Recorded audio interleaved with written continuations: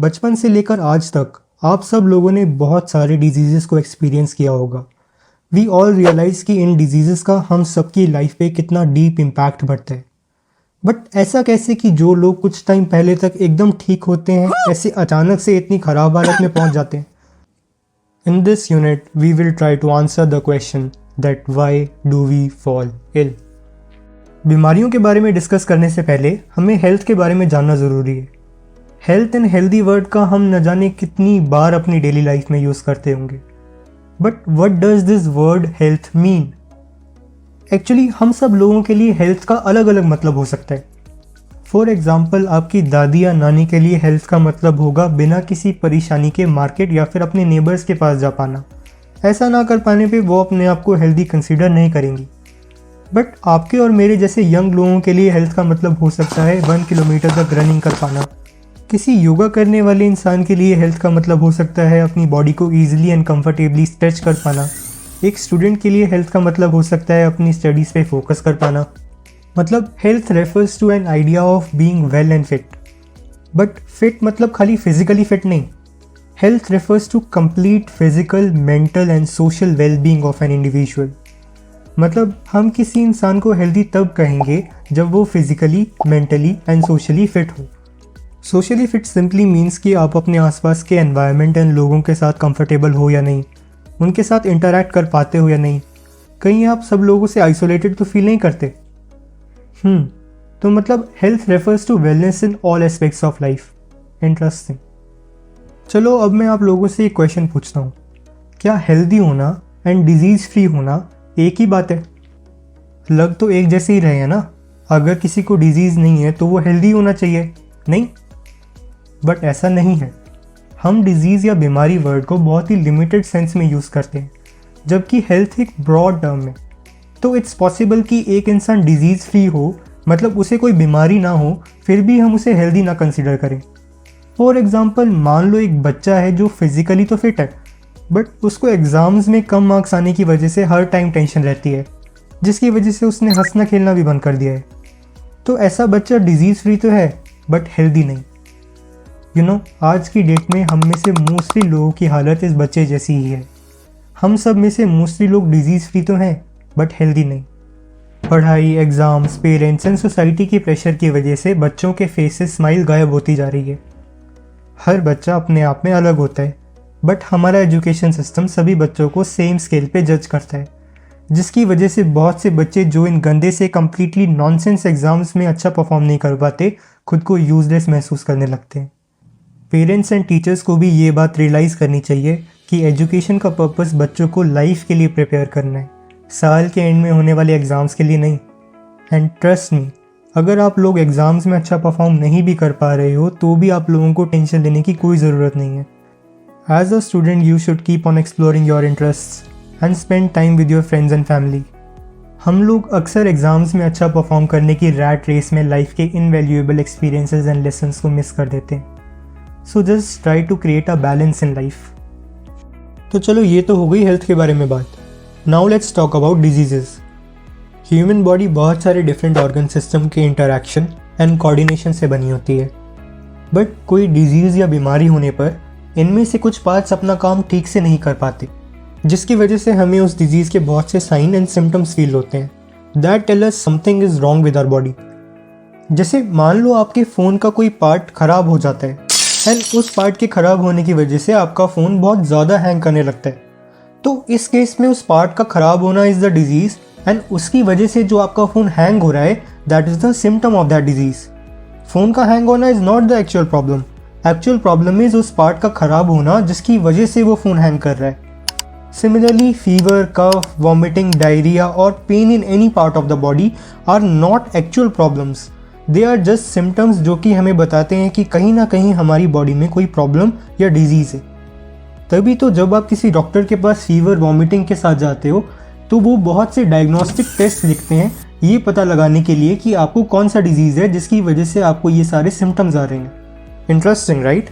अब इसकी better understanding के लिए try to answer this question. Diabetes, fever, vomiting and dengue में से कौन सा डिजीज़ है एंड कौन सा एक symptom? And the right answers are, okay, cool. So now let's discuss कि लोग ऐसे बीमार कैसे पड़ जाते हैं, मतलब what are the causes of disease. Disease के कॉजेज़ को हम ब्रॉडली 2 पार्ट्स में डिवाइड कर सकते हैं, infectious causes and non infectious causes. First let's discuss about infectious causes. अगर मैं आपको बोलूं कि आपकी बॉडी के सरफेस पे इस time trillions of micro organisms present है, तो क्या आप मेरी बात का विश्वास करोगे? जी हाँ, the number of micro organisms present on your body surfaces are more than your own cells. Crazy right? But ये माइक्रो ऑर्गेनिजम्स हमारे सेल के कंपैरिजन में बहुत छोटे होते हैं, इसलिए इनका वेट तो ज़्यादा नहीं होता बट नंबर बहुत ज़्यादा होता है। ये माइक्रो ऑर्गेनिजम्स हमारी बॉडी के हर सरफेस पे प्रेजेंट होते हैं, on your skin, your nose, mouth, stomach, everywhere. इनमें से मोस्टली माइक्रोब्स हमारी बॉडी को हार्म नहीं करते एंड इनफैक्ट हमारे लिए यूज़फुल होते हैं। कुछ बैक्टीरिया थोड़े खतरनाक हो सकते हैं बट वो हमारी इम्यून सिस्टम की वजह से हमारी बॉडी के अंदर घुस नहीं पाते एंड बड़ी शराफत से हमारी बॉडी को बिना कोई हार्म किए रहते हैं। एंड ऐसे माइक्रो ऑर्गेनिजम्स जो हमें बिना कोई हार्म किए हमारी बॉडी के ऊपर रहते हैं, उन्हें हम कमेंसल्स कहते हैं। बट अगर आप किसी ऐसे माइक्रोब के कांटेक्ट में आते हो जिससे आपका इम्यून सिस्टम अनजान है और उसे कंट्रोल करने के लिए केपेबल नहीं है, तो वो माइक्रोब आपकी बॉडी पर अटैक करके डिजीज़ कॉज करवा सकता है। बहुत सारे ऐसे माइक्रो ऑर्गेनिजम्स हैं जो हमारी बॉडी के अलग अलग पार्ट्स पर अटैक कर अलग अलग डिजीज़ कॉज करवा सकते हैं। इन सभी माइक्रोब्स के अपने अपने फेवरेट पार्ट्स होते हैं जिन्हें ये अटैक करते हैं। एंड ऐसे ही डिजीज़ेस जो कि दूसरे ऑर्गेनिजम्स के अटैक की वजह से होते हैं, उन्हें हम इन्फेक्शियस डिजीज़ेस कहते हैं। बहुत डिफरेंट तरह के ऑर्गेनिजम्स हमें डिजीज़ कॉज करवा सकते हैं। For example viruses, bacteria, fungi, protozoa and even some large multicellular organisms like worms can cause diseases. जब भी सीज़न चेंज की वजह से आपके आसपास किसी को फ्लू जैसे सिम्टम्स आते हैं, तो आपने उन्हें डिस्कस करते हुए ज़रूर सुना होगा कि भाई इसे तो वायरल हो गया है। बिकॉज मोस्ट कॉमनली ऐसे फ्लू एंड कॉमन कोल्ड जैसे सिम्टम्स जो कुछ दिनों में अपने आप ही ठीक हो जाते हैं आर कॉज्ड बाय वायरसेस। इसी वजह से हम ये वायरल टर्म को यूज़ करते हैं। बट कॉमन कोल्ड के अलावा भी बहुत से खतरनाक डिजीज़ेस जैसे डेंगू, इन्फ्लुएंजा, एड्स भी वायरसेस के कारण ही होते हैं। अरे भाई, फेमस सेलिब्रिटी कोविड-19 कराने वाला ऑर्गेनिज्म कोरोना वायरस भी तो एक वायरस ही है। इसके अलावा टाइफॉइड, कॉलरा, टीबी जैसे diseases are caused by bacteria. बहुत से स्किन इन्फेक्शंस फंगाई की वजह से होते हैं एंड मलेरिया, काला अजहर जैसी बीमारियां प्रोटोजोन्स की वजह से। यहाँ तक कि कुछ बड़े मल्टीसेलुलर वॉर्म्स भी हमारी इंटेस्टाइन्स पे अटैक कर सकते हैं। आपने सुना ही होगा लोगों को पेट में कीड़े लाइन यूज़ करते हुए, छी राइट? बट ये डिजीज़ कॉज करवाने वाले ऑर्गेनिजम्स स्टार्टिंग में तो हमारे इम्यून सिस्टम पर भारी पड़ जाते हैं, बट इनमें से मोस्टली हमारी बॉडी को ज़्यादा टाइम तक हार्म नहीं कर पाते, क्योंकि हमारा इम्यून सिस्टम इन माइक्रोब से लड़ने के लिए गुंडों को बुला लेता है। इसीलिए तो जो डिजीज़ेस हमने अभी डिस्कस किए थे, उनमें से मोस्टली डिजीज़ेस कुछ ही दिनों में अपने आप ही ठीक हो जाते हैं। कॉमन कोल्ड, फ्लू वगैरह बिना किसी मेजर प्रॉब्लम के ही ईजिली ठीक हो जाते हैं। डेंगू, मलेरिया, टाइफॉइड जैसी बीमारियां खतरनाक तो होती हैं, बट ये भी कुछ दिनों में या फिर कुछ वीक्स में ठीक हो जाती हैं, all thanks to our immune system.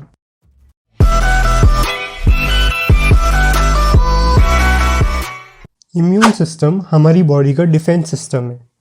अगर मैं आपके इम्यून सिस्टम को डिसेबल कर दूं, then you will die within hours. हर समय हमारे चारों तरफ ऐसे trillions of micro organisms present होते हैं जो हमें ज़िंदा खा जाना चाहते हैं। रिमेंबर वी डिस्कस्ड कि इवन हमारी बॉडी के बहुत से कमेंसल्स ऐसे हैं जो हम पे अटैक कर सकते हैं, बट हमारा इम्यून सिस्टम हर समय 24/7 इन माइक्रोब से फाइट करके हमें सेफ रखता है।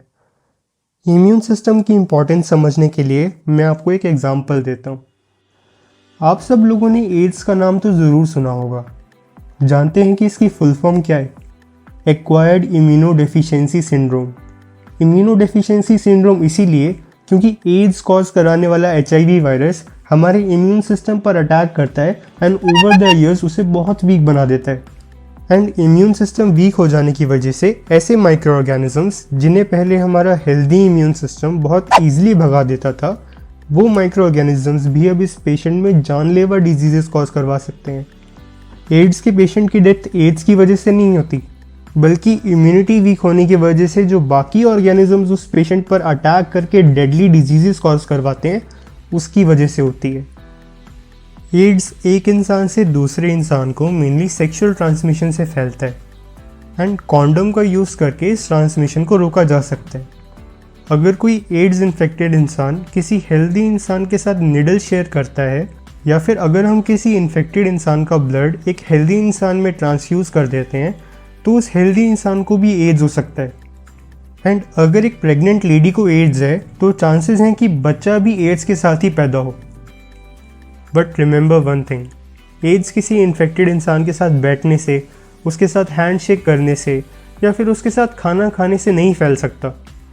तो अगर आप किसी ऐसे इंसान को जानते हो जिसे एड्स हो, देन आप उसके साथ नॉर्मली रहें एंड उन्हें नफ़रत की नज़र से ना देखें, बिकॉज वो ऑलरेडी बहुत सफ़र कर रहा होगा।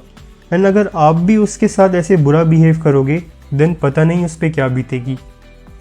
अब समझ आई आप लोगों को एक हेल्दी इम्यून सिस्टम की इम्पोर्टेंस। इसीलिए आप लोगों को हेल्दी खाना खाना चाहिए ताकि आपका इम्यून सिस्टम स्ट्रॉन्ग रहे।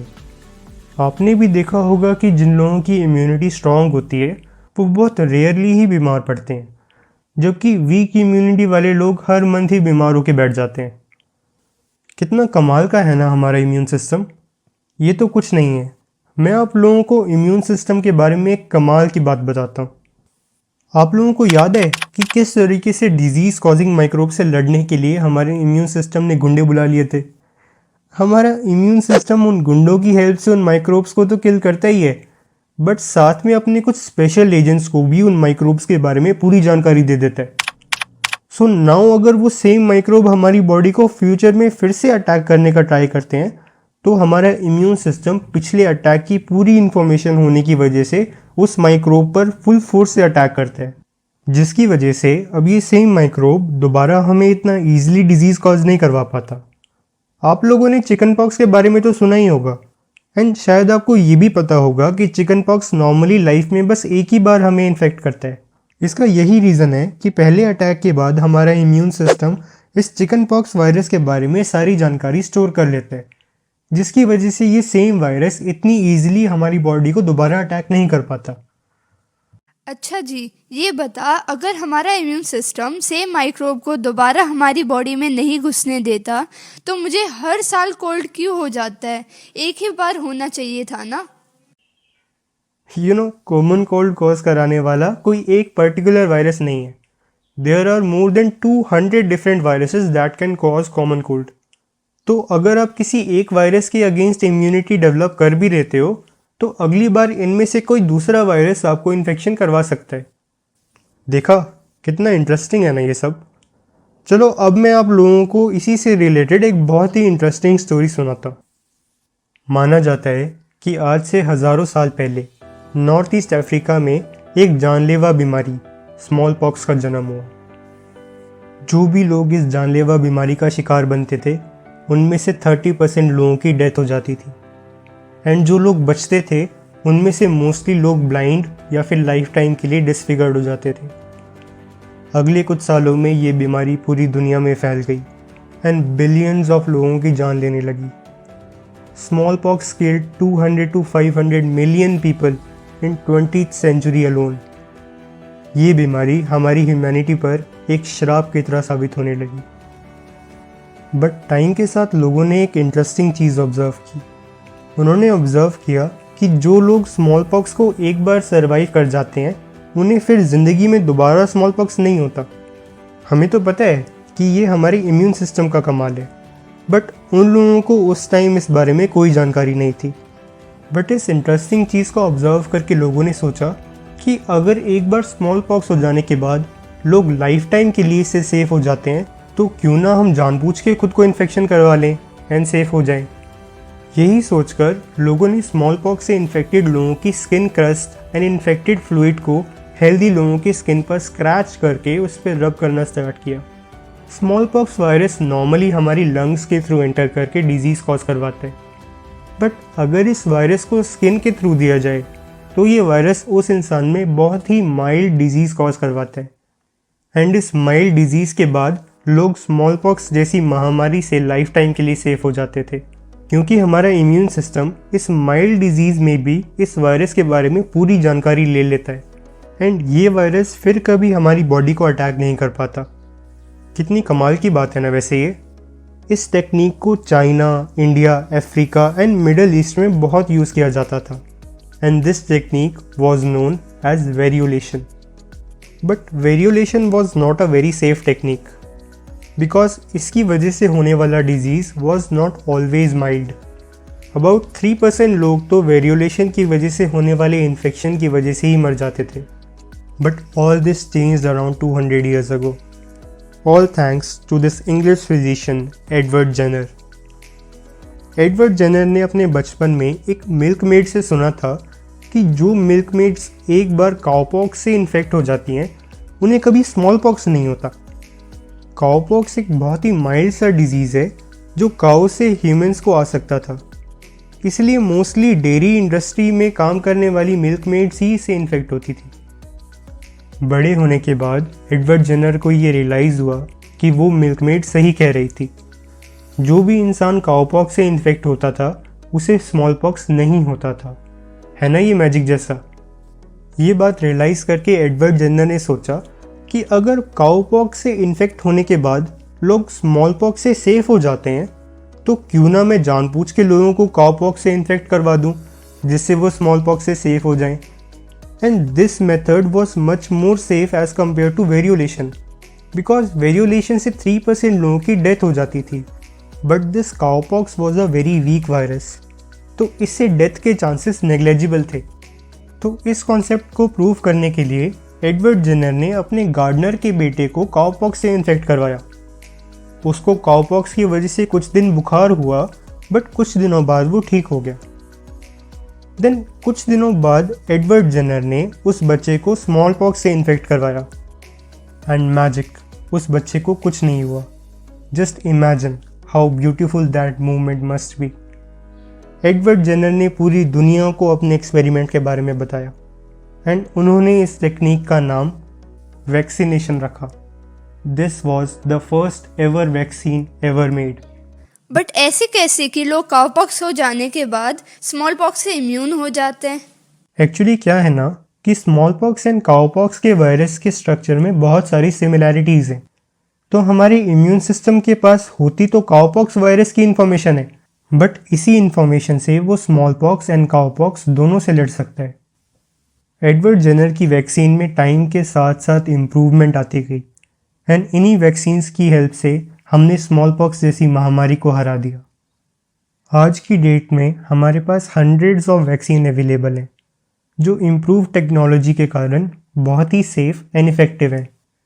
एंड ये सभी वैक्सीन्स उसी बेसिक प्रिंसिपल पे काम करती हैं जिससे वेरियोलेशन एंड एडवर्ड जेनर की वैक्सीन काम करती थी। हम लोग बेशक से ये रियलाइज़ ना करें, बट हर साल न जाने ये वैक्सीन्स कितने लोगों की जान बचाती हैं। बट फिर भी बहुत से लोग ऐसे हैं जो इन वैक्सीन्स को लेने में हेजिटेट करते हैं। जैसे अभी कोरोना की वैक्सीन लेने के लिए भी बहुत लोग हेजिटेट कर रहे हैं। बहुत से लोग उसके साइड इफ़ेक्ट से डरते हैं, बट कोवैक्सीन एंड कोविशील्ड के साइड इफ़ेक्ट्स नेग्लेजिबल हैं एंड रेयरली ही किसी में होते हैं। And trust me, the benefits of getting vaccination are much more as compare to its side effects. Vaccination के बाद या तो आपको कोरोना होगा ही नहीं, या फिर होगा तो भी बहुत माइल्ड होगा, बिकॉज आपका इम्यून सिस्टम उसके लिए पहले से ही तैयार होगा। तो अगर आप वैक्सीनेटेड नहीं हैं तो प्लीज़ जल्दी से जाके वैक्सीन लगवाएं।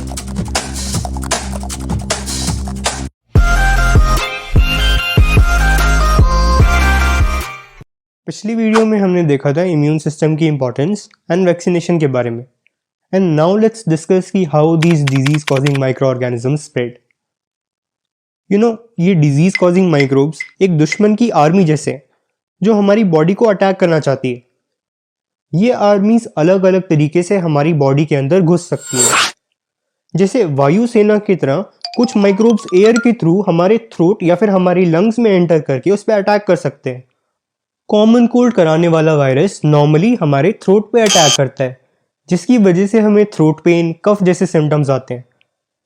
बट बहुत से ऐसे माइक्रोब्स जैसे influenza virus and corona virus throat के साथ साथ लंग्स को भी अटैक करते हैं।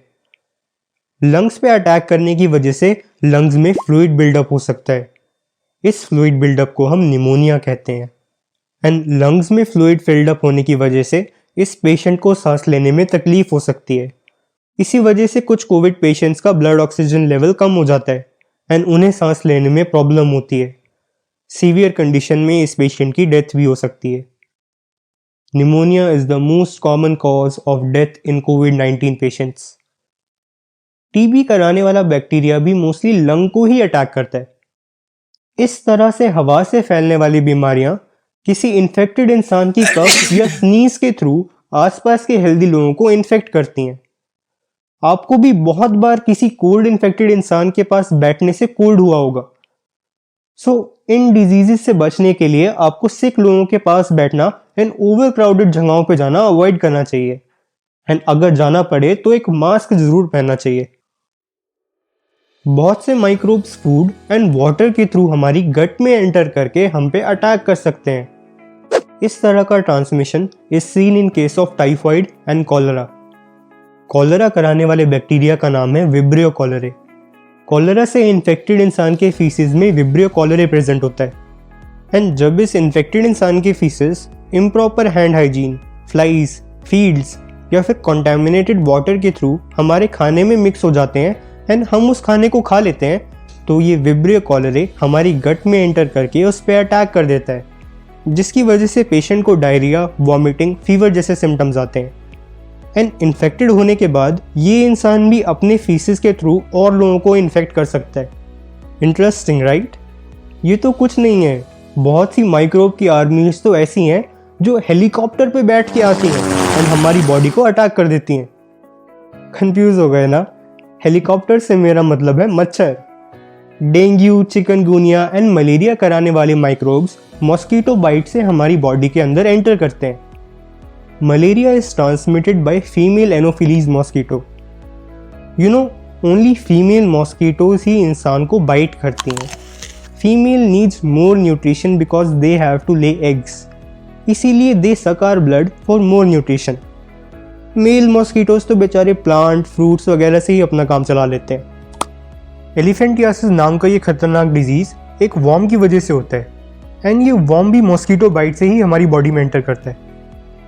Many other animals can also transmit diseases, for example rabies spread through dog bite. And all these animals that can transmit diseases from one person to another are known as vectors. इन सब के अलावा भी बहुत से diseases direct या फिर indirect way से ट्रांसमिट हो सकते हैं। एंड जैसा कि हमने पिछली वीडियो में देखा था, एड्स जैसे डिजीजेस सेक्सुअल ट्रांसमिशन से फैलते हैं। वो ओके, सो अब तक हमने डिजीज के स्प्रेड होने के ये सारे तरीके देखे, by air, by food and water, by vectors, by direct and indirect contact. Interesting right? And because सभी इन्फेक्शियस डिजीजेस इन सभी तरीकों से एक इंसान से दूसरे इंसान को फैल सकते हैं, इन्फेक्शियस डिजीजेस को हम कम्युनिकेबल डिजीजेस भी कहते हैं। Okay, now let's discuss something interesting. You know, हर एक माइक्रोब का अपना एक फेवरेट पार्ट होता है जिसे वो अटैक करता है, and this part is often related to the site of entry of the microbe. जैसा कि अभी हमने देखा था कि अगर कोई माइक्रोब एयर के थ्रू बॉडी में एंटर करता है तो जनरली वो लंग्स को अटैक करता है। फूड एंड वाटर के थ्रू आने वाले माइक्रोब जनरली गट को इन्फेक्ट करते हैं। बट ऐसा ज़रूरी नहीं है कि जिस जगह से माइक्रोब एंटर करे उसी को अटैक करे। फॉर एग्जाम्पल, बहुत से माइक्रोब्स ऐसे हैं जो एंटर तो लंग्स या फिर गट से करते हैं बट अटैक मल्टीपल ऑर्गन्स को कर सकते हैं। एंड जैसे एड्स के केस में भी HIV वायरस एंटर तो जेनाइटल रीजन से करता है बट अफेक्ट पूरी बॉडी को करता है। एंड जिस भी ऑर्गन को ये माइक्रोब्स अटैक करते हैं उसी के अकॉर्डिंग हमें उस डिजीज़ के सिम्टम्स आते हैं। जैसे जो डिजीज़ेस लंग को इन्फेक्ट करते हैं उन पेशेंट्स को कफ, निमोनिया जैसे सिम्टम्स आते हैं। गट को अटैक करने वाले डिजीज़ेस में पेशेंट्स को डायरिया, वॉमिटिंग जैसे सिम्टम्स आते हैं। जो डिजीज़ेस लिवर को अटैक करते हैं वो पेशेंट्स में जॉन्डिस करवा सकते हैं। एंड कुछ सिम्टम्स ऐसे हैं जो बहुत ही जनरल हैं एंड ऑलमोस्ट सभी इन्फेक्शियस डिजीज़ेस में प्रेजेंट होते हैं। फॉर एग्जाम्पल फीवर, थकान एट्सेट्रा। ओके, सो आगे बढ़ने से पहले मैं आप लोगों से एक क्वेश्चन पूछता हूँ। जॉन्डिस एंड निमोनिया डिजीज़ हैं या फिर सिम्टम्स? इसका आंसर आप कमेंट सेक्शन में बताना। अब आप मुझे बताओ, क्या सभी डिजीजेस एक इंसान से दूसरे इंसान को स्प्रेड हो सकते हैं? क्या डायबिटीज, हाई बीपी, ओबेसिटी या फिर एलर्जीज एक इंसान से दूसरे इंसान को हो सकती हैं? क्या आपने कभी किसी को कहते हुए सुना है, भाई मैं कल उस डायबिटीज वाले राजू के साथ बैठा था, इसी वजह से आज मुझे भी डायबिटीज हो गया, मार डालूंगा मैं उस राजू को? नहीं ना। ऐसे बहुत से डिजीजेस हैं that are not caused by any microbes, so they can't spread from one person to another, and such diseases are known as non-infectious or non-communicable diseases. Non-communicable diseases kill more than 41 million people each year. That is equivalent to about 70% of all deaths globally. And in 41 million people में से 80% deaths are caused by cardiovascular diseases, cancers, respiratory diseases and diabetes. इनके अलावा भी there are hundreds of other non communicable diseases present, but these 4 are the major evils. इन सभी diseases के causes को 2 parts में डिवाइड करके समझा जा सकता है, genetic factors and environmental factors. Genetic factors आपकी जेनेटिक कॉम्पोजिशन से रिलेटेड होते हैं। ये ऐसे फैक्टर्स हैं जिन्हें आप चाह के भी चेंज नहीं कर सकते। So these factors are also known as non modifiable risk factors. Environmental factors include everything other than genetic factors. इन्हें हम modifiable risk factors भी कहते हैं because they can be changed. You know, सबसे कमाल की बात क्या है? इन चारों diseases के almost similar environmental risk factors हैं. Physical inactivity, tobacco use, unhealthy diet, alcohol abuse and obesity are the risk factors that can cause all of these 4 diseases. I like to call these factors slow killers. Because ये सभी चीज़ें आपकी life के बहुत साल आपसे छीन लेती हैं, and ignorance of these factors get reflected in our old age. I have seen my parents prioritising their work over health and hoping for a comfortable life after retirement. आपने भी अपनी लाइफ में ऐसे बहुत से एग्जाम्पल्स देखे होंगे, but the irony is people keep collecting resources for a comfortable retirement, but जब तक उनका रिटायरमेंट का टाइम आता है they often end up losing their biggest resource, that is their own health. So kabhi kabhi it's better to just take a step back and think if what you are doing actually makes any sense. But कुछ ऐसे factors भी हैं that are not in your hands and cannot be changed. For example, अगर किसी की family history है of any of these diseases, तो the chances of you getting them increases. Okay. तो इसी के साथ हमारा infectious and non infectious diseases खत्म होता है। Both these types are acquired after birth during the course of life. So, they are also known as acquired disease. But बहुत से disease ऐसे होते हैं जो by birth present होते हैं. Such diseases are known as congenital diseases. क्या आप लोगों ने कभी रियलाइज किया है कि सभी डिजीजेस की ड्यूरेशन अलग अलग होती है?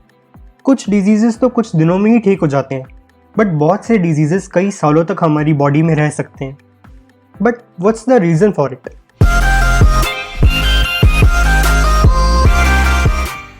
डिजीजेस की ड्यूरेशन के बेसिस पे हम उन्हें 2 पार्ट्स में डिवाइड कर सकते हैं, acute diseases and chronic diseases.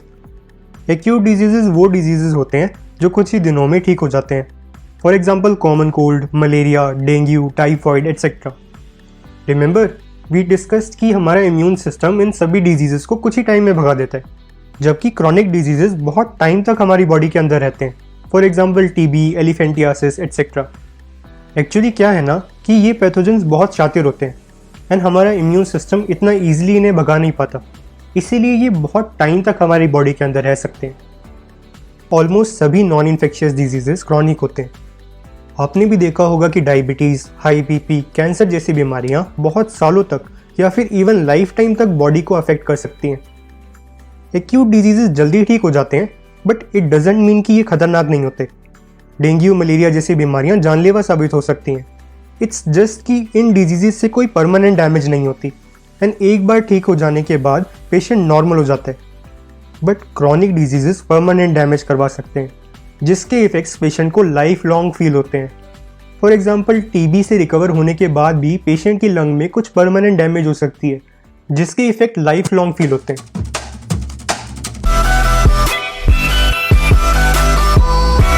एक दिन ऋषि ऑफिस से थककर घर आता है एंड आके अपनी वाइफ को बताता है कि उसके गले में जलन एंड पूरी बॉडी में पेन हो रहा है। देन शी रियलाइजेस कि Rishi is burning up and he has a fever. She gets confused कि उसे डॉक्टर को बुलाना चाहिए या फिर खुद से उसे फीवर की दवाई देके सुला देना चाहिए। ये कहानी हम सब के लिए नई नहीं है। हम सब लोगों ने भी न जाने कितनी बार ऐसा एक्सपीरियंस किया होगा। But have you ever wondered that why do you get fever every time you get sick? And ऐसी सिचुएशन में आप लोगों को क्या करना चाहिए? जब भी कोई माइक्रोब आपकी बॉडी के किसी पार्ट को अटैक करता है देन उस एरिया के सेल्स स्टार्ट डाइंग। ये देखकर आसपास के सेल्स बहुत डर जाते हैं। They start crying for help and start producing several messenger molecules to inform the body about this attack. And ये messenger molecules आसपास की ब्लड वेसल में प्रेजेंट इम्यून सेल्स तक पहुंचकर उन्हें एक्टिवेट कर देते हैं। अब ये एक्टिवेटेड इम्यून सेल बहुत गुस्से में अटैक वाली साइड तक पहुंचते हैं एंड उन माइक्रोब्स पे धावा बोल देते हैं। इसी इम्यून रिस्पॉन्स की वजह से अफेक्टेड साइड पे स्वेलिंग एंड पेन फील होता है। This response is also known as inflammation. कुछ मैसेंजर मॉलिक्यूल्स ब्लड के थ्रू ब्रेन तक पहुंचकर बॉडी का कोर टेम्परेचर इंक्रीज करवा सकते हैं एंड इसी इंक्रीज टेम्परेचर को हम फीवर कहते हैं। माना जाता है कि इंक्रीज टेम्परेचर की वजह से हमारा इम्यून रिस्पॉन्स और ज़्यादा स्ट्रांग हो जाता है एंड माइक्रोब्स की ग्रोथ कम हो जाती है, जिससे हमें माइक्रोब्स को किल करने में हेल्प मिलती है। बट अगर फीवर हमारे लिए यूजफुल है देन फीवर को कम करने के लिए डॉक्टर हमें मेडिसिन क्यों देते हैं? एक्चुअली क्या है ना, फीवर का बहुत माइनर बेनिफिशियल इफेक्ट होता है and most of the time the discomfort caused by fever is much more as compare to its beneficial effects. इसीलिए डॉक्टर्स फीवर रिड्यूस करने के लिए पेशेंट्स को मेडिसिन देते हैं ताकि पेशेंट कंफर्टेबली रेस्ट कर पाए। क्या ये फीवर कम करने वाली मेडिसिन्स माइक्रोब्स को भी किल करती हैं? नो, ये मेडिसिन जस्ट ब्रेन पे एक्ट करके बॉडी का टेम्परेचर नॉर्मल करवाती हैं। इनका माइक्रोब से कोई मतलब नहीं है। इस तरह की मेडिसिन जस्ट पेशेंट के डिस्कम्फर्ट को कम करने के लिए दी जाती हैं एंड इस तरह का ट्रीटमेंट जिसमें हम जस्ट पेशेंट के सिम्टम्स को ट्रीट करते हैं, एक्चुअल प्रॉब्लम को नहीं, उसे हम सिम्टोमैटिक ट्रीटमेंट बोलते हैं। Now try to answer this question. इन चारों में से कौन सा सिम्टोमैटिक ट्रीटमेंट है? And the right answers are, as we already know कि vomiting, pain, fever are just symptoms, not the actual problem. So their treatment also comes under symptomatic treatment. चलो, हमने पेशेंट को सिम्टोमैटिक रिलीफ तो दे दिया। Now let's talk about the actual problem, जो कि हैं ये माइक्रोब्स। डिजीज़ को जड़ से मिटाने के लिए इन माइक्रोब्स को किल करना ज़रूरी है। There are many different types of microbes that can cause diseases in humans, and all of them are very different from each other. So we have to use different drugs to kill them, and we have to make sure कि वो drug सिर्फ microbe को किल करे and हमारे खुद के sales को कोई हार्म ना करे। First let's discuss about bacterial diseases. You know, आज से लगभग 100 साल पहले तक बैक्टीरियल डिजीजेस जैसे typhoid, plague, cholera used to kill millions of people. But all this changed with the development of antibiotics. ये antibiotics हर साल न जाने कितनी जानें बचाती हैं। Different types of antibiotics are available against different type of bacterias. And ये सभी antibiotics अलग अलग तरीके से बैक्टीरिया की सेल्यूलर मशीनरी को ब्लॉक करके उसे किल कर सकती हैं। फॉर एग्जाम्पल, पेनिसिलिन बैक्टीरिया की सेल वॉल सिंथेसिस को इनहिबिट कर देती है, जिससे बैक्टीरिया अपनी सेल वॉल नहीं बना पाता एंड उसकी डेथ हो जाती है। बट हमारे खुद के सेल्स के पास कोई सेल वॉल नहीं होती, सो पेनिसिलिन हमारे खुद के सेल्स को हार्म नहीं कर सकती। Remember, antibiotics like penicillin can only kill bacterias, not viruses. But still you must have seen कि जब आप किसी डॉक्टर के पास कोल्ड या फिर फ्लू के साथ जाते हो, स्टिल ही प्रिस्क्राइब्स एंटीबायोटिक्स। ऐसा इसीलिए क्योंकि वायरल अटैक के बाद उस एरिया का लोकल डिफेंस सिस्टम वीक हो जाता है एंड उधर सेकेंडरी बैक्टीरियल इन्फेक्शन के चांसेस रहते हैं। तो उससे बचने के लिए डॉक्टर्स वायरल इन्फेक्शन में भी बहुत बार एंटीबायोटिक्स प्रिस्क्राइब करते हैं। Interesting right? But you know, antibiotics की ईजी टू किल एक्शन की वजह से डॉक्टर्स ने इसको ओवर प्रिस्क्राइब करना स्टार्ट कर दिया है एंड बहुत से लोग तो ऐसे हैं जो बीमार होते ही बिना किसी डॉक्टर के प्रिस्क्रिप्शन के ही बहुत सारी एंटीबायोटिक्स खा लेते हैं। इसी एंटीबायोटिक्स के ओवर यूज़ की वजह से एक बहुत बड़ी मुसीबत आ खड़ी है। Microbes have started to become resistant against our antibiotics.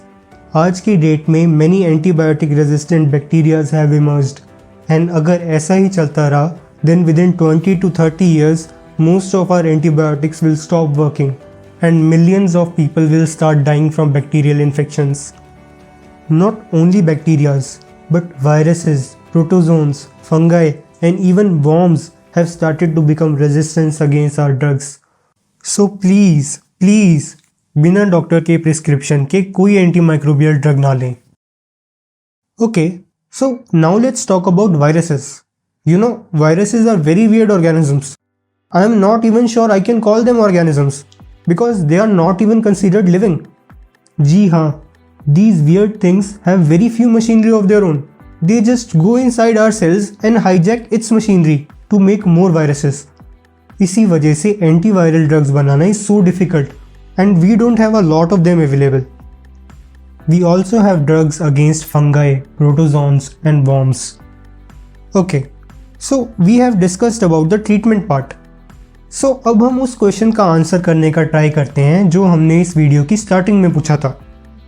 इस सिचुएशन में मैं यही रिकमेंड करूँगा कि अगर ऋषि को just mild fever and cold जैसे सिम्टम्स हैं एंड ज़्यादा डिस्कम्फर्ट नहीं है देन उसे पैरासीटामॉल जैसी फीवर कम करने वाली मेडिसिन देना अवॉइड करना चाहिए एंड उसे वार्म एंड न्यूट्रिशियस फूड देकर सुला देना चाहिए because fever is not at all harmful for our body and might even help you fight microbes.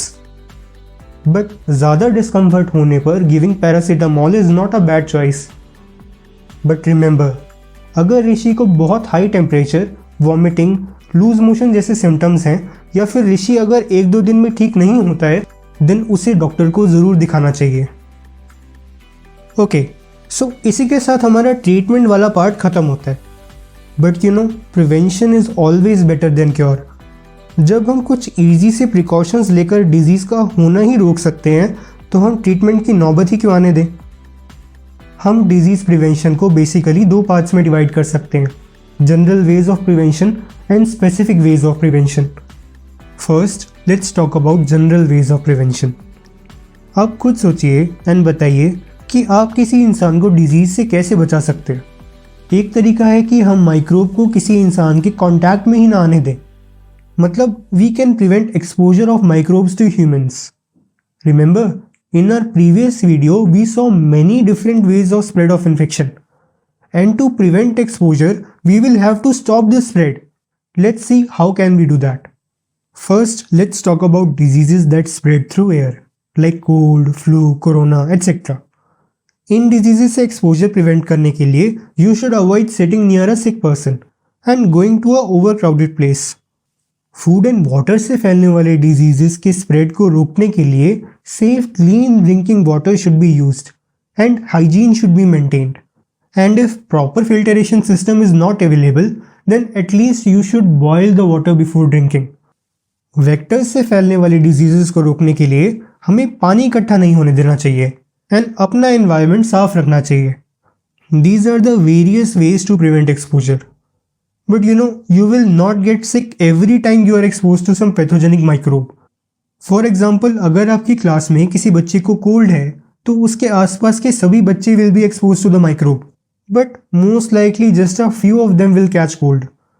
ऐसा इसीलिए because our immune system is always fighting microbes. And a healthy immune system kills the microbe before they can cause any disease. इसीलिए एक strong and healthy immune system होना बहुत ज़रूरी है। And immune system को strong करने के लिए you should live a healthy life. चलो, ये तो सारे हो गए जनरल तरीके, but there are some specific methods of prevention also. क्या आप लोग गेस कर सकते हैं कि वो क्या हैं? जी हाँ, I am talking about vaccines.